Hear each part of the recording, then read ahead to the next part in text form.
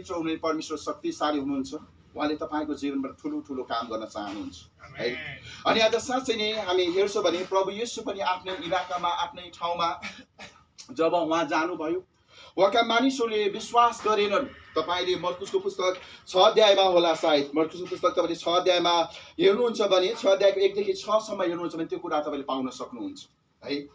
परमेश्वर आफ्नै इलाकामा, प्रभु येशू आफ्नै इलाकामा जानुभयो, त्यहाँका मानिसहरूले अविश्वास गरे। उनीहरूको अविश्वासले गर्दाखेरि प्रभु येशूले त्यो ठाउँमा ठुला कामहरू गर्न सक्नु भएन है। जति काम उहाँको जीवनबाट हुन पर्थ्यो ती कामहरू भएन है।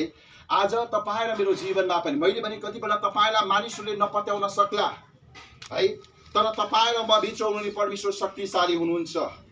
तपाईँ र मैले बाहिरको परिस्थितिलाई होइन, परमेश्वरको वचनलाई हेर्न पर्दछ, परमेश्वरको आवाजलाई सुन्न पर्दछ। यदि हामी परमेश्वरको आवाजलाई सुन्छौँ, परमेश्वरलाई विश्वास गर्छौँ भने तपाईँ र मेरो जीवनमा प्रभुले ठुलो काम गर्न चाहनुहुन्छ। त्यस कारणले आजको यो वचनबाट जसरी हामी यहाँ हेर्छौँ भने हन्नाले जे कुरा प्रभुसँग मागेको थियो, तपाईँले होइन पहिलो सामुएल पुस्तक 1 अध्यायको 27 र 28 पदमा तपाईले पाउन सक्नुहुन्छ। उसले यति साह्रै परमेश्वरलाई उसले धन्यवाद दिँदछ। उसले जे कुरा मैले परम प्रभुसँग मागेको थिएँ, मैले मागेको बालकले त परम प्रभुले मलाई दिनुभयो भन्ने कुरा हामी यहाँ पाउँदछौँ। अनि उसले चाहिँ त्यो बालकलाई के गर्छ, परमेश्वरमा चाहिँ अर्पण गरेको कुरा हामी पाउँदछौँ है। आज साँच्चै कतिपल्ट मैले भनिहालेँ, हामी बाहिरको अवस्थालाई हेर्छौँ, परिस्थितिलाई हेर्छौँ, र कतिपल्ट मैले पनि म आफै पनि मृत्युबाट हुँदै गर्दाखेरि मैले प्रभुलाई भने, प्रभु यदि तपाईँले जीवन दिनुभयो भने म प्रभुको सेवा गर्छु भने है।